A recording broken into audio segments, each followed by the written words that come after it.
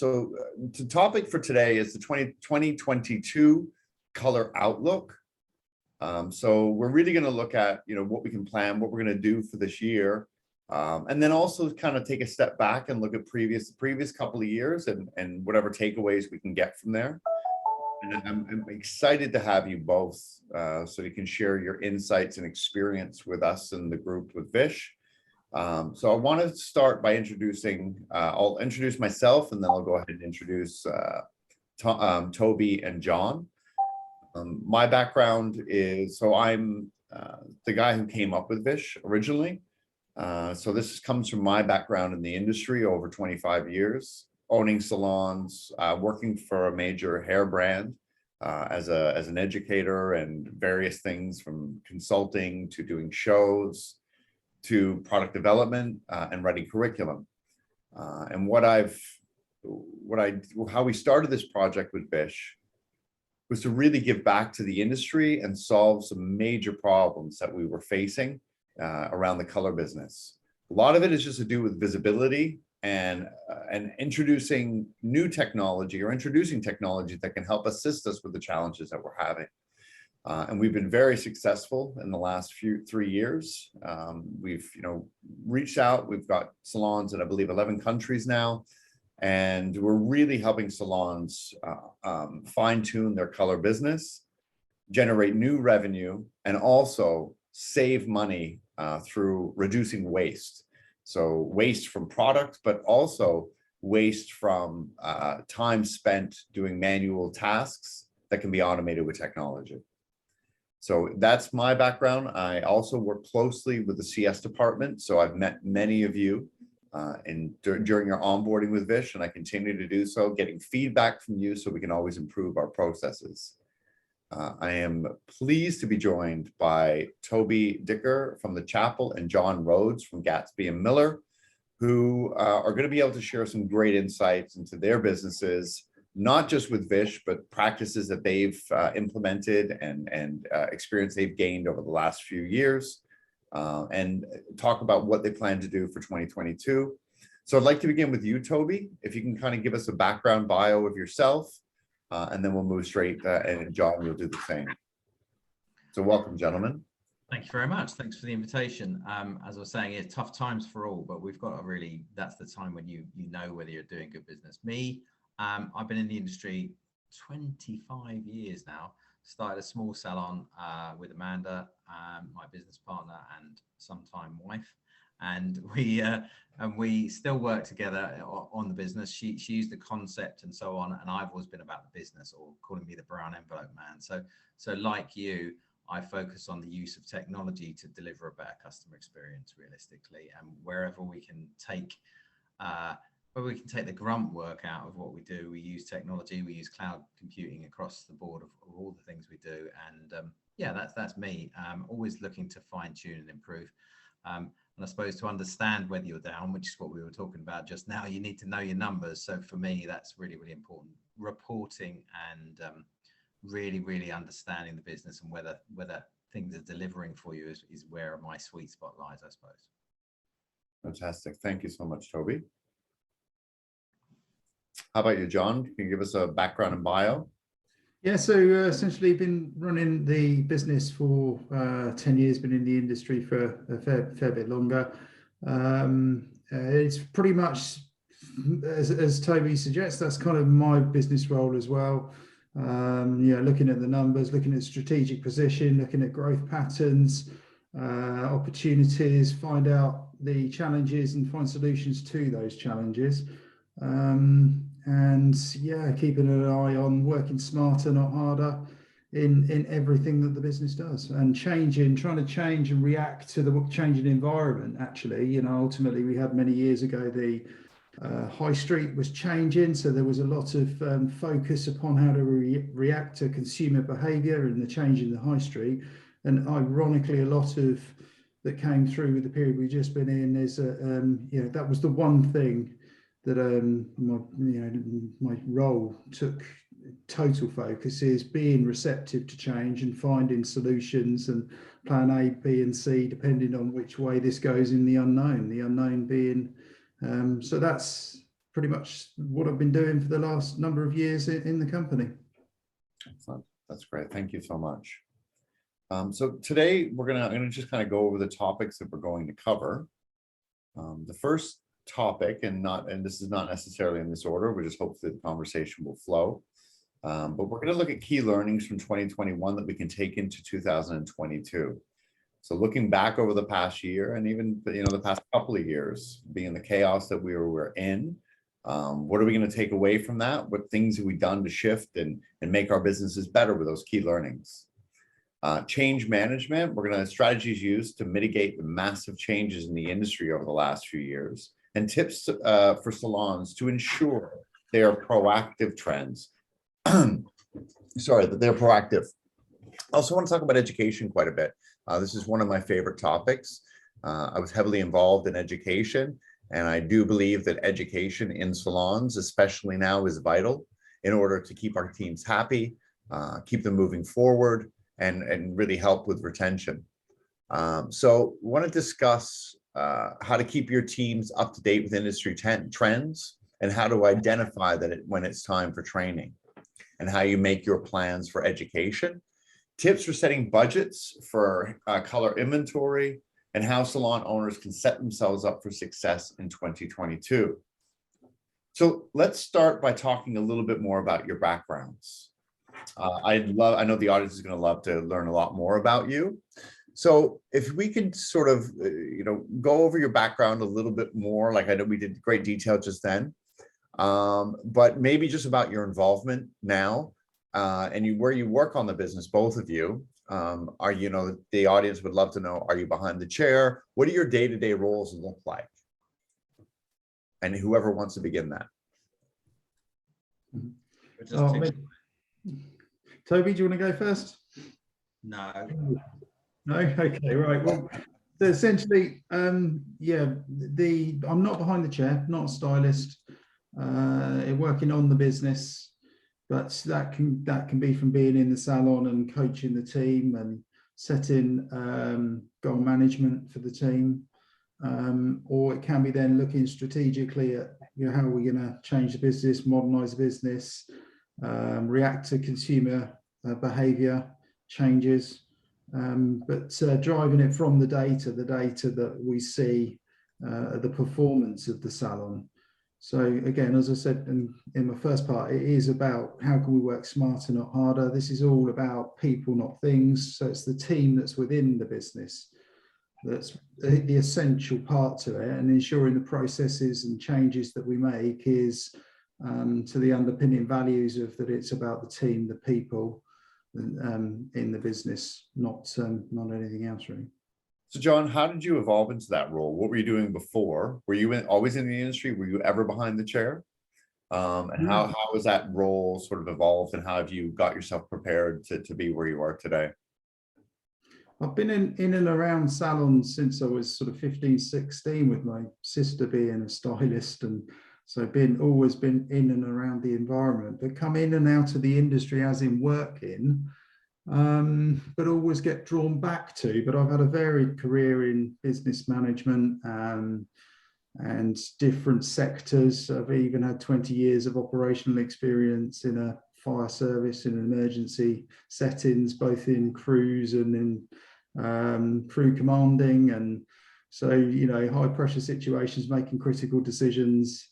So it's a very varied approach to, and some of the skills that I've learned along the way it is for me all about the team and gelling the team together, and right. Everyone's got that strength and pulling them in the direction that they need to, sort of not just thinking about the greater good for everybody, really.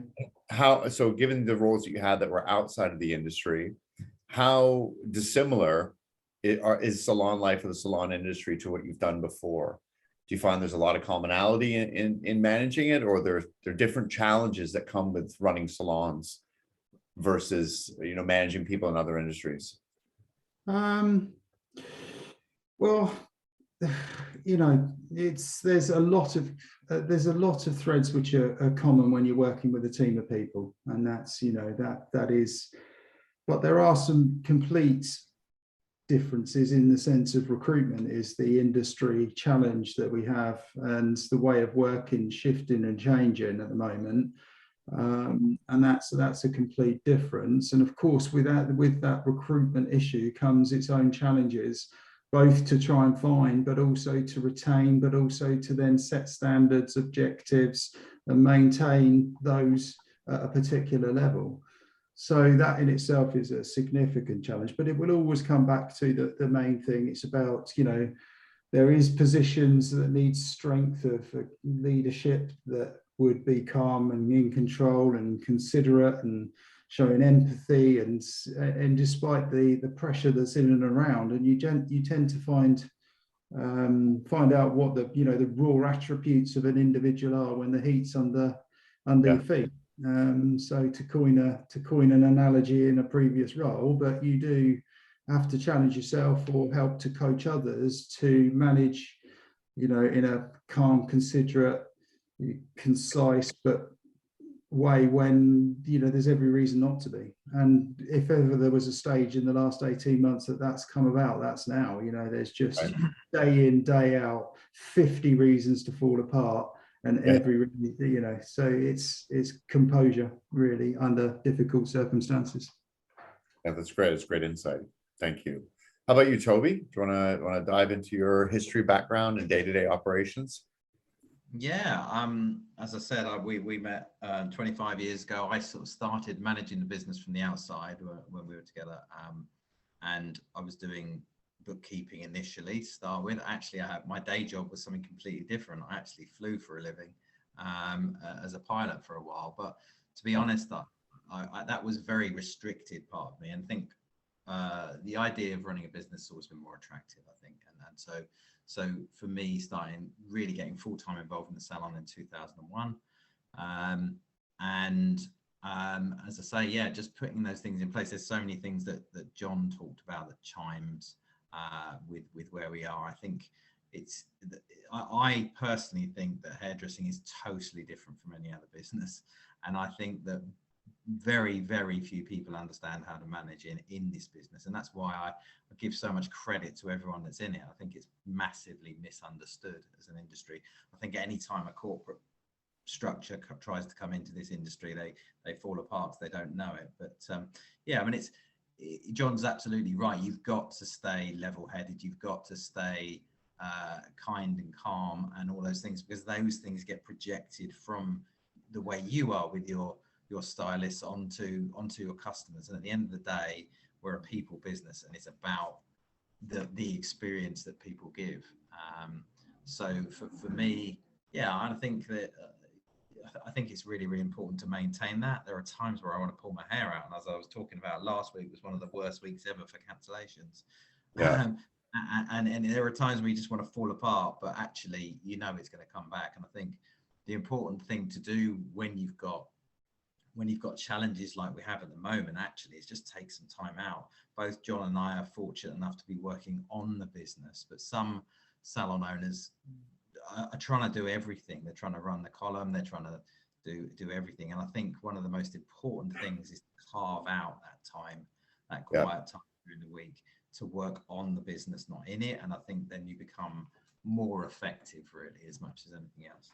Yeah, I absolutely agree with that. I mean, and I also believe in coming from outside the business, that you can look at things differently. I'm sure John's got a load of things that he thinks that doesn't make any sense in hairdressing. Why don't we try something completely different? And I would really think that as an industry, rather than follow, try and look at what suits you and your business and do that, rather than copy what everyone else does. And particularly at the moment, don't discount what you do, don't undervalue what you do, because it's hard enough as it is. So let's not make it even more challenging for ourselves.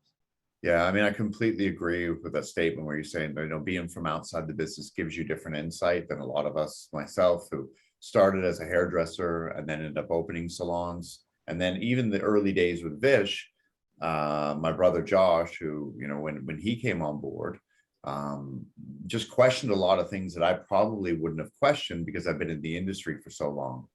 So that having the two different views of the business that we're in, one being my background being in hair and Josh never being in hair, I think we were able to tackle a lot of problems and challenge some things that I would have definitely missed.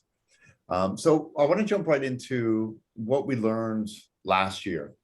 And I mean, we can go back 2 years, but comparing last year to this upcoming year and setting goals, what were some key learnings that we had from last year, that both of you had from last year, that you're going to take into 2022? So take the good out of last year and move it forward. Well, I mean, for me, the biggest learning point was that we became the most essential, non-essential service out of everything, and that therefore sort of started to give a true representation to the value between the stylist and the client, therapist, barber. So the appreciation, the true underlying appreciation of the service is the biggest, the cues outside, the unprecedented demand, the engagement and the recognition that the team members really should have had for many decades gone past suddenly come to the fore. But that is the opportunity to then, so must the value of the actual hourly rate that you charge, the service that you give, reflect that. And now is the opportunity to really hone in on that as the last year's experience, and set prices and set charges and charge to the worth that the true underlying value the customer feels for the service that's being delivered. Yeah, and I mean, on that point, I mean, we've constantly done that in the industry. We've always sort of undervalued our work and not charge what we should, give things away, and discount services. So we'll come back to that topic a little bit later, but I definitely, would like to bring that up as well, and how we move that forward into our new plan. How about you, Toby? What from 2021 will you be taking into 2022? Yeah, just a quick question. Do you charge by the hour, John? Because you mentioned hourly rate, because that's what we do, and that's something slightly different. But I was interested to understand. No, we don't, because ultimately it's not something we widely advertise and publicize, but ultimately that is what the industry is. People are selling their time. So it's to value the underlying, what's the mechanics, foundations of the business. They are selling their time. Yeah, so, I mean, it was like any professional industry, like solicitors or accountants or anyone else. They charge you by the hour, and that's why we made that jump. Because for me, the service-based model was too confusing. But again, we'll talk about that a bit later on, maybe. In terms of my learnings from last year, one of the things I learned, because at the start of this, I'd just done a massive expansion plan, opened 2 new sites, done this, done that, done the other, thought it's all going to be fine. And then suddenly ended up, COVID hit hard. I went, oh my God, I've got no money in the bank. And the one big learning is that having cash in the bank is king. It doesn't, you need to make sure you do your cash flows right. And I think the other big focus is I think as an industry, we're always chasing more and more business. That's the focus as an industry. And I think we forget about costs. I think we forget about saving that bottom line.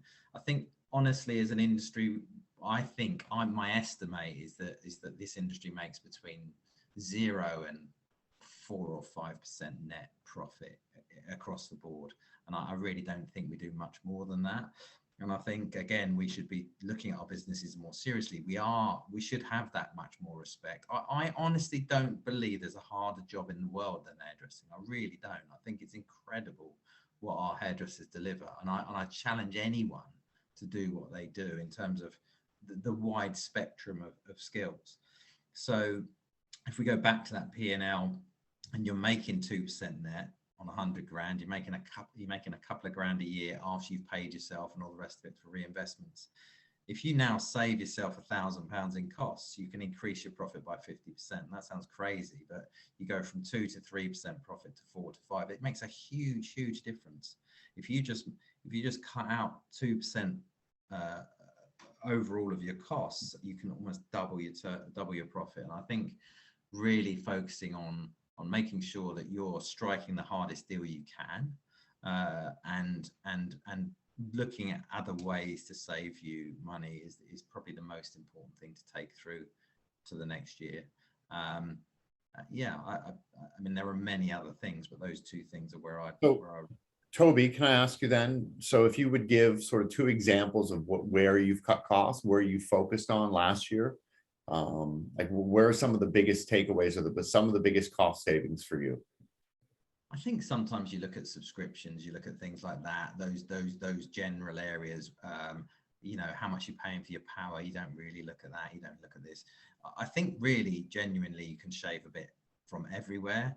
I think one of the biggest areas that we can actually push is on landlords. I really do. I think that they should understand that each of us has gone through an impossibly difficult time. We can't trade online, we can't do those different things. So negotiating hard with the landlords has been a real positive for me in terms of specifically savings throughout COVID times.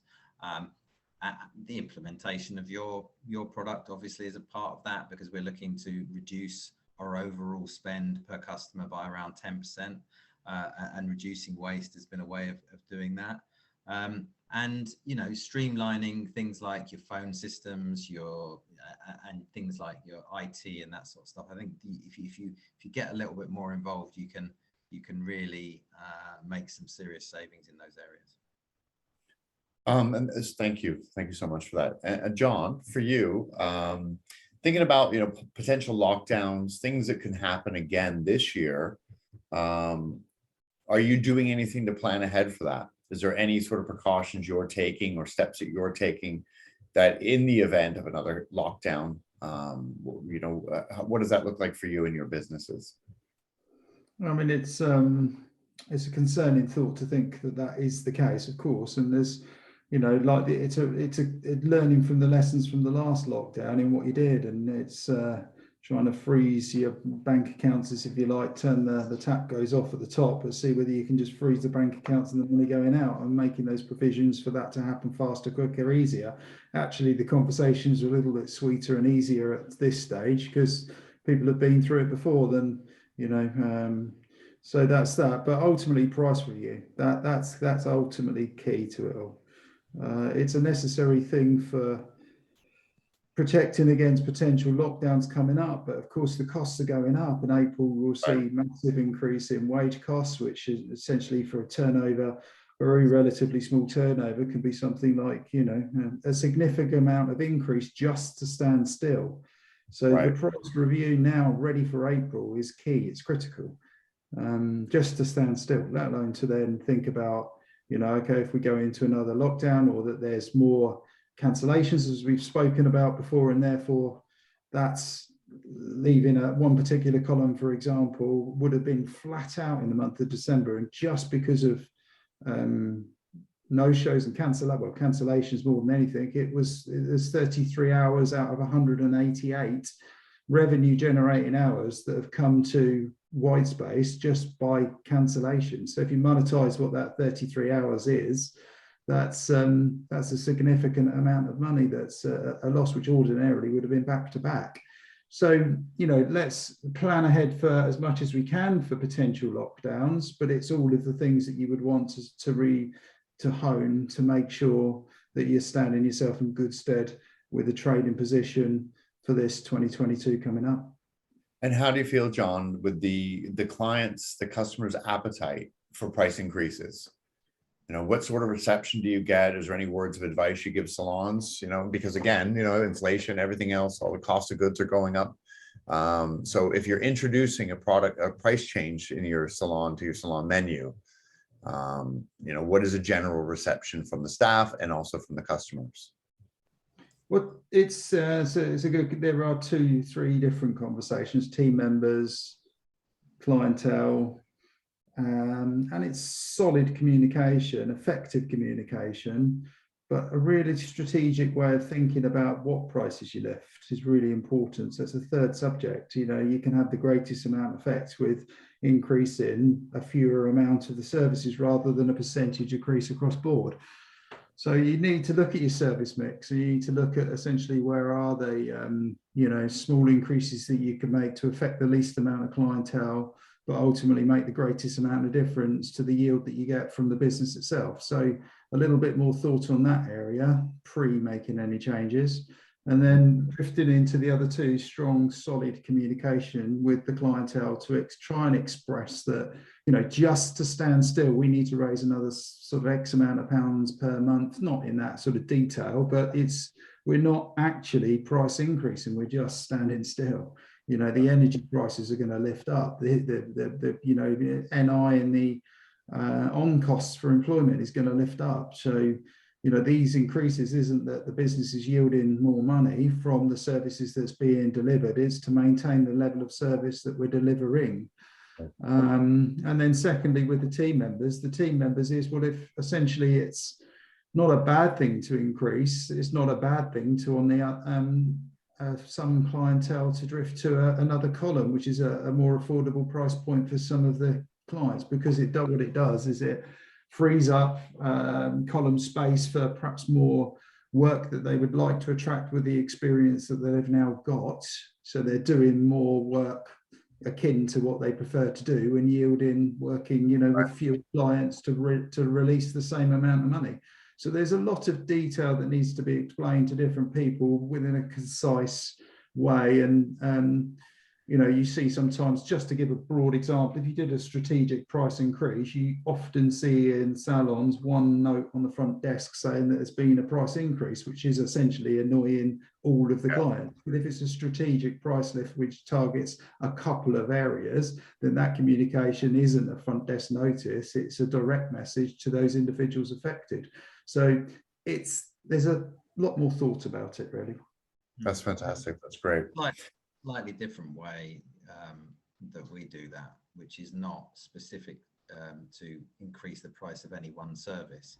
It's actually to promote the individual stylist, and because of the way we price, if you've got a certain amount of customer retention, you know that person can take that next level, then pushing more of your team members up to the next level and bringing in, you know, more juniors, or setting another price above that. We don't have a structured sort of director type system. We have a pounds per hour type stylist from 50 to 100 pounds an hour. So for us, it's not been increasing prices at all. It's been promoting our team, and then they celebrate that promotion with the individual customers beforehand. So just a slightly different way of looking at it, but I totally agree. You've got to do it. And more important than anything, as we talked about before, when you know there's a serious demand for your services, like John was talking about, don't cut the price of it by discounting or doing special sales or doing this or doing that. You know, stick to what you know, because as soon as you reduce the price of your services, you then actually erode all of the margin. You know, we're working on some small margins anyway. You reduce the cost by 10, 20, 30, 50%, some people do, and all of a sudden doing this for nothing, and that doesn't make any sense. So holding strong on those things is really, really important. That's great. Thank you both. Toby, this one, a question for you. If we've learned one thing from the past 2 years, is that salons need to be able to adapt to change. A big part of this is, of course, education. So I'd love to know how you make sure your teams are up to speed on the latest industry trends. And education is not always about trends, more about skill level. So how do you ensure, what type of education are you doing? Are you doing virtual? Are you doing in person? Or have you paused education?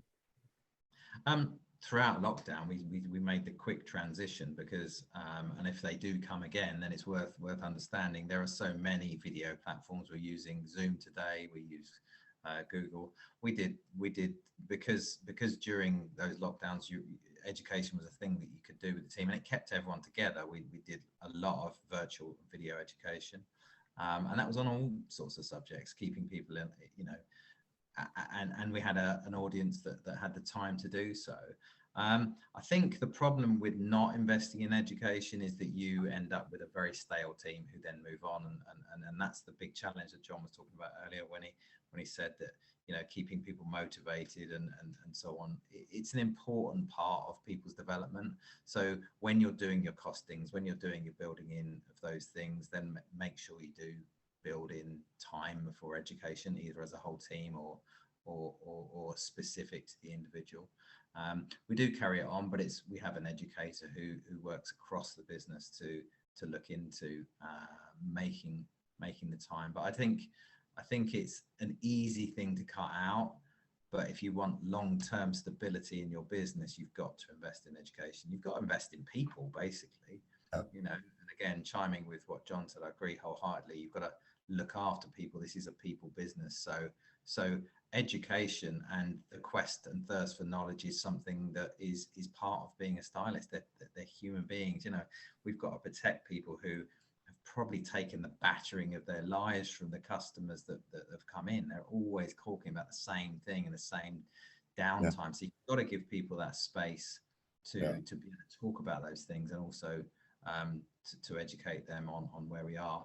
And when you do bring something in, it's a bit, not that we've got it covered today, but bringing in Vish when we first did it, it was like, this is the new way we do things. We're going to do the education and then we take everything else away. And I think one of the challenges that anyone taking on this product will be getting their team to use it. I don't know how you feel about that, John. But for us, it was like, we're going to do the education and then this is the new way. And we're doing it because we want to be more environmentally friendly. We want to be save ourselves the money. We want to make sure all your color notes are done properly. We eventually want to do automated ordering, all of the things that hopefully we can achieve with that. So once you've made a commitment, go at it 100%, because if you do it half and half, you'll end up with a nothing. So those things are where I'd say. And how do you plan for education? Like, how do you know when it's time that your team need education? Do you have it on a regular schedule, or do you sort of gauge?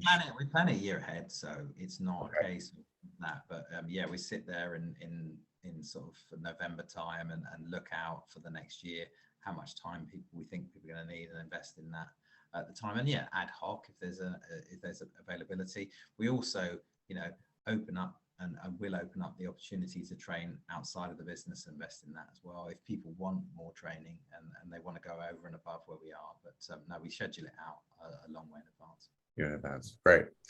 Okay, so let's talk a little bit more about color. The color department obviously has potential to be extremely profitable, but it can also cost you your profitability and cost you lots of money. So John, how do you go about budgeting for your hair color inventory? So essentially, it's based on the amount of money that the revenue generated, and then there's a percentage of which becomes the budget for the ongoing. And there's some trends that would, disturb that theory, and that could be that you're restocking for some other different trends. But over a course of a month or a quarter, then you balance it out to a percentage to which that you need to spend on your color budget. Separating that, out, and essentially, it's yes, you can use your POS system to sort of help you with your stock ordering, but ultimately that doubles up with working alongside a spreadsheet that tracks the amount of revenue that's generated and a percentage created for a budget for the spend going forward. John, do you separate, so when you're budgeting based on revenue, how did you break it down? So is it all services, all hair services, or does your hair color budget get separated out from hair color service revenue? I mean, it's sort of like a cross and check and balance done in a more slow time, but strategic in the salon. It's a quick and easy system for the manager to work with. Again, working with their time, and it's populating the amount of revenue that's generated, and then a percentage of color. Look at the service mix, how much percentage of color is done, and then that automatically in that spreadsheet then works out what sort of spend you're going to need for your budget for in salon use. Right. And Toby, any other tips to make your color bar more profitable? I think I think you should, like John said, you look at a percentage of where we are. I think we look at around, we aim for about 6% across the board, but that's for all services. I'm not sure where they are, where the other guys are. And other than that, in terms of reducing costs, again, negotiate. This is the time to find the best prices for what you do. I think that's really important part of where we are. We don't have to just sit there and go, oh, that's just what it is. I think this is the time to negotiate now and look at your suppliers and see what you can do with them. And you know, and as I've already said, you know, reducing waste is a big part of what we've done. I think Tunbridge Wells has probably done the best, and they use the least amount of colour for the amount of time that we do, and you know, just having the ability to quickly look at that is useful. I think they've made around a 10% saving so far. So Fantastic. so you know, in terms of that, I know there are other opportunities because of the way we do our pricing, and it's by the hour. We don't really do add-on services as such, but I know there is the options to sell color by the amount that's used and so on. Right. For me, those are the real focuses. You know, finding suppliers, what you can do, trying to get the team to use a bit less. Yeah, so let's both, and this question's for both of you on that topic, Toby. So looking for your business where you're charging hourly or whether you're charging for the service, how do you adjust when you find that perhaps, you know, you're doing toners? And I'll focus on that because that tends to be one of the services that are not charged properly. They're often undercharged for toners. But how do you adjust when you find that your, you know, one section of your service menu is running a higher cost than it should? So what are some things that you do to protect that or to make those changes? And we'll use toner as an example if that works for both of you. Toner is a great example because for me, it's one of the most expensive parts of the color range that we use, and it's often not applied properly. So do you know what, having the knowledge of that in the first place is extremely useful, just how much people are using of a certain product type, and sharing that knowledge with the team as much as anything as well. You know, this is how much, you know, as it doesn't have to be about the individual, although it's useful if you can talk to them in things, but talking to the team about where profitability comes in, you know, knowing that the toner is likely to cost £5-10 or more in terms of the actual application, and if there's no additional charge, or you're going, oh, it's just an add-on thing that I do because it looks nice, you're actually just taking £10 away out of the system. So I think sharing the knowledge, when knowing whether it's being done and then how many are being charged for, is a really important part of it. Yeah. Absolutely. And how about you, John? Yeah, Go ahead. Sorry. Sorry, go ahead. Yeah, well, just where Toby does it hourly, right? Like, so, you know, when you're in an hourly situation, you book an hour and a half time, or you're doing a 90-minute service. Sometimes everything's included. So Toby, I think, separates that out of his menu through Vish so that we're able to look at each service individually, even though he's grouping them together. How do you do it in your salon? How do you ensure that you have visibility on services like toners and then gain control when they get out of control? Well, essentially, it's part of the pricing review is that element is that you're looking at into two areas. You look at the time that's taken, but also the product that's charged. So, for example, barbering, which we have a department of barbering, it's a very raw, I suppose, raw analogy, but there's no on costs, as in there's cutting hair. Yeah. So there's no product cost. But then if you take that same, so that's a completely different rate per hour that you'd be setting, because you look at the rate per hour plus the cost of the product when you're looking at coloring. Mm-hmm. So, you know, the service that you do is linked to the prices you charge for the time that's taken, but also it's really important when you're assessing the prices that you set is to take into account the product that's used within the service. And that's the key element to it.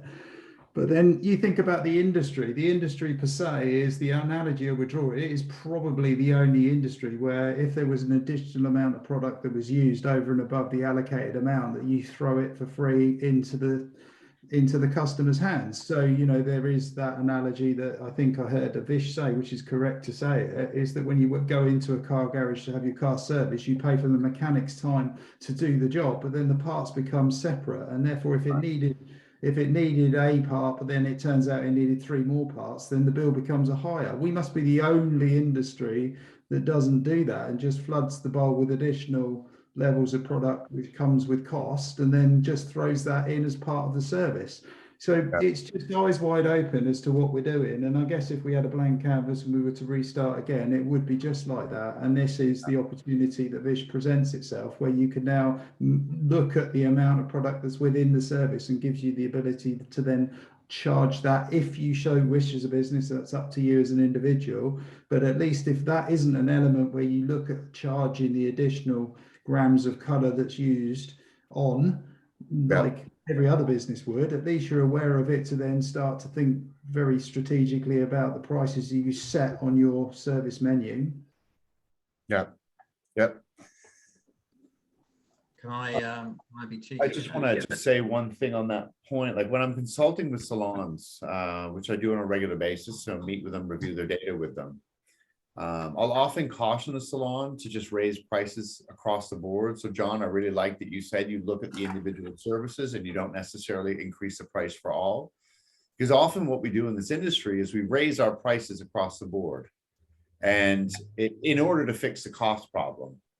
But that doesn't always fix the cost problem. And one of the other things that comes out of that, one of the other challenges that comes out of that, is that we end up raising the price for everyone, which are more frequent, more loyal guests pay more, yet they're the ones who are coming more frequently who require less color. So by pulling out those extra product fees, you're able to customize the pricing based on the individual's needs. Of course, you have a base price. But then if you go back to the analogy you use with the mechanic, is the mechanic isn't, when you've got to add 3 parts to it, he's only increasing his time. In this industry, we pay commission on him grabbing another part off the shelf and using it. And that's not necessarily the best way to do it either. So I just wanted to add that point as well. And sorry to cut you off, Toby. What did you want to add?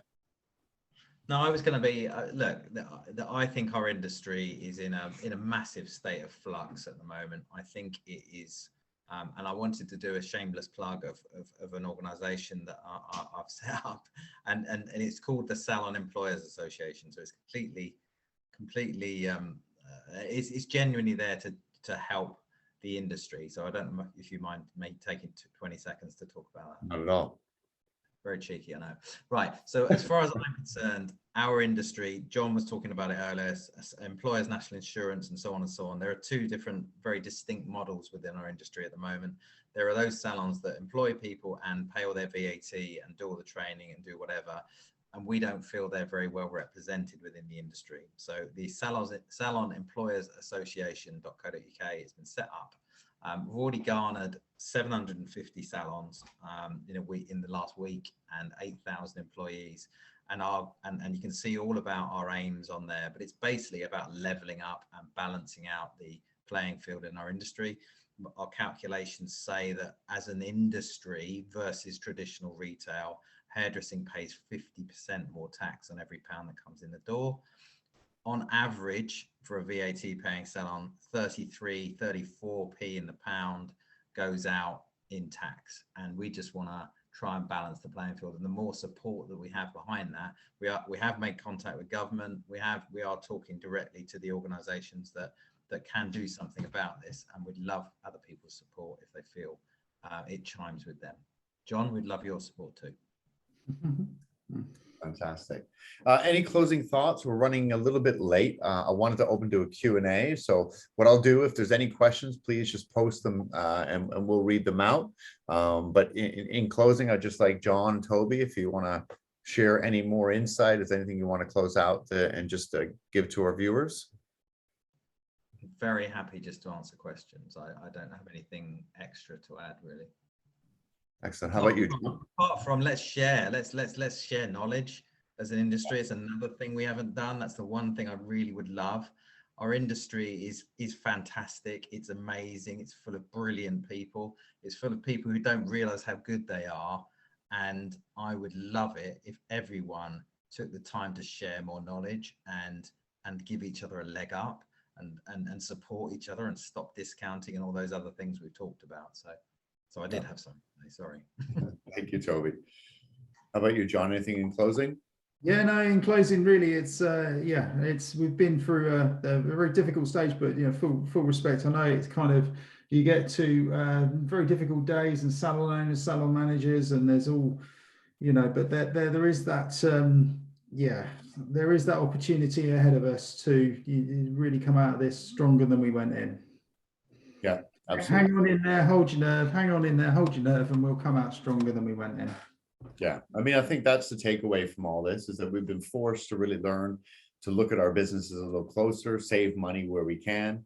And you know, just in any crisis, right? You kind of you pull in, you get tight, and you make sure that you know you're taking care of the stable core. So you know, I really appreciate the opportunity. Tom Bentley Taylor was to be here today, so he wasn't able to attend, so I'm stepping in. But for anybody who's listening or watching, if you have any questions, we have this available on our website, so we'll be able to share this video for any of the people who registered. We'll send out a copy of this as well. But Tom would be happy to field any of your questions that you had. You know, we look forward to more of these webinars. You know, to Toby's point, we need to share more, and that's exactly what our intention is here today, is to be able to take two, you know, industry professionals, experts who've been very successful, share the information with you, and hopefully we can all have a better 2022 than we did in 2021.